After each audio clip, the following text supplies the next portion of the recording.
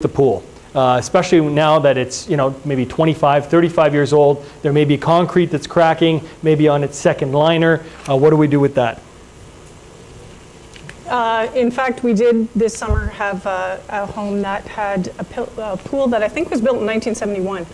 And it was a bit of a different configuration. So all the pool, pump, heater, everything was original, and a concrete deck. Is it an in-ground pool or in-ground? Along with a property inspection, particularly in Burlington and Oakville, if a pool is involved, they will get a separate inspection done for the pool and pool equipment. They think it's worth the value. It's about $300 for the buyer to bring this person in to check out the pool equipment. So you have to make sure that your equipment is up to snuff. Or you can take the other route and not include any value of the pool in the listing and the listing price and the description of the property, and basically say as is. If you are going to include some type of value to account for your in-ground pool, make sure your equipment has been serviced. Keep your bill to show that it has been serviced and maintained. Burlington actually, and Oakville now, also have some legislation, municipal legislation that's just been grandfathered in about gas heaters. So people somewhat looking to sidestep that will like the fact that you may have an existing gas pool heater in place. All new installations have to be vented to the exterior. Anything that was in place before, I think it was July or something like that, gets grandfathered in.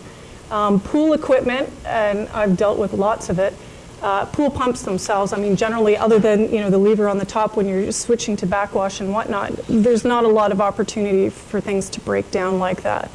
So either decide that it has some value and it's been maintained and serviced, or leave as is, do no further repairs, and not include any value into the purchase price of the home. So just basically tell the buyer as is. So what are the things that really matter, but not necessarily break the bank, right? Okay. One of the most important things I would consider, in a relatively cheap thing to improve, would be your electrical service in your house. If you've got fuses, get rid of them now. Insurance in Ontario has gotten extremely expensive for new home buyers purchasing homes with fuse panels. In fact, what they'll do, some of the insurance companies won't even insure you anymore. What they'll do is they'll say you have a 30-day rider where we'll cover you, and past that, you show us that you've got a new CB panel in there, or your insurance has gone bye-bye. And insurance is a covenant of your mortgage. You don't have insurance, you have no mortgage, and then you're in big doo-doo. Also, another issue to do with electrical that can be serviced relatively quickly is houses, and especially in Burlington, between the years of 1968 and about 1975, there's a lot of aluminum wiring. And aluminum wiring, again, is another issue where insurance companies are saying, forget it, we're not going to insure it. And it will come up on a home inspection. It's a very easy thing to take a look at. You'll see where on the outlet in the wall that it's terminated with aluminum and not with copper. What happens is the contacts are often tightened too much. Aluminum wasn't the good conductor they thought it was going to be. It was a kind of a cheap out. It melts, it drips down the wall and creates fires. So insurance companies are like, forget it, get rid of it. So electrical service for sure. Because if those issues do come up on a home inspection, they will, a good buyer real estate agent will make you get the Electrical Safety Authority in to certify that you're electrical, and they will generate a report that says it's A-OK. And if it isn't, you have 30 days to fix those problems. So don't get them in unless you've got that type of time frame to deal with. So get rid of the fuse panels, get rid of any aluminum wiring if you suspect that your house fits that time frame between 68 and 75. Roofs. Do your roof. Everybody looks at the roof and says, oh, $6,000, $7,000, $10,000, $15,000. Do your roof if you need to do your roof. And the other big kicker that will send people running and screaming is moisture in your basement. Because the whole, media frenzy dealing with moisture and mold and the health risks involved with mold, both in your attic and your basement, people will run. In fact, I'll drag my clients out of there. So if you have any issues, have them addressed professionally. Keep the invoices, paperwork, warranties, guarantees, keep them in a file. so that when it does come to sale time in 5 years, you have everything in one place, all your documentation. You don't have to be, oh, did we strip that, or did we go right down to the plywood? You know, who did that roof for us? Was it 25-year asphalt shingles, or were they, you know, the new fiberglass ones? So start your folder now, but electrical, roof, and basement, and attic if there's any moisture as well. That's what I would say, structural. And Ron, you probably have some I want to additions add too. to that, one of the properties we discussed earlier, where we took everything out with the blue carpet that was there. This is a gentleman that was preemptive in a lot of these recommendations that Aaron has, which are very sound, very prudent. And what he had done was he had had the roof done, all new aluminum gutters, the eaves, fascia, soffits, etc. in the home. He was making sure that he was ready for sale. One of the challenges came into place where when we actually went through this inspection, there was a leak in the basement. And what happened is that he had had the roof done. The people who did the roof didn't do it well, although they were recommended from their bank. Anyway, the flashing was causing a leak. We saw the leak transition down through the attic, down through a cinder block basement wall, and many houses that were built in the 50s and 60s, in particularly our area of Oakville, that's the style of foundation that's there. It was going down, and water was actually sitting inside that cinder block. But it was originated from the flashing around the chimney and around the dual roof line. And that should have been caught by the roofing company. And when asked, the homeowner, who was paying a good dollar for this, is like, is everything perfect? Oh yeah, that's fine. Well, it's a pretty easy statement.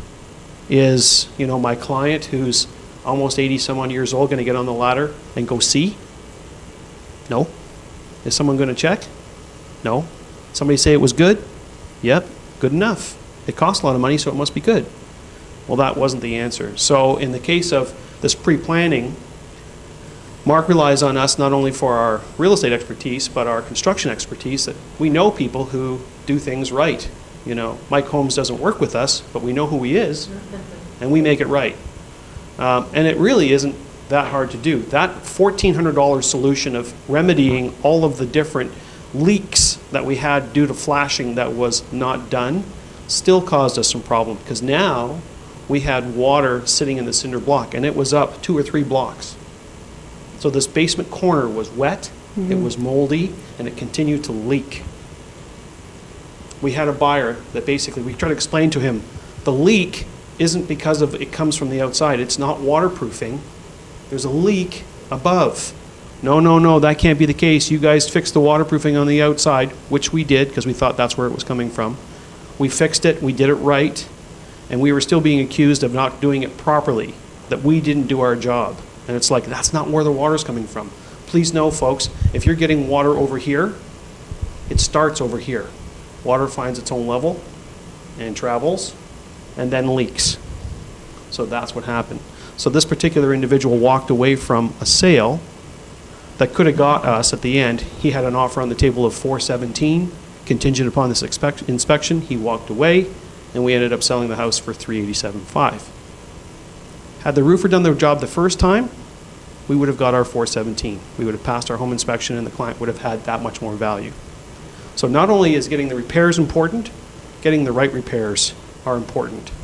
Keeping documentation, warranties, Yes, and keep all your that kind of stuff. documentation. Especially. And in this particular case, had we would have been able to produce a warranty, we might have been able to get them to fix those flashing issues that we actually had to spend another $1,400 to repair. Is it worth getting a home inspection for yourself as opposed to waiting for the buyer's home inspector to come in and tell you what's wrong with your place?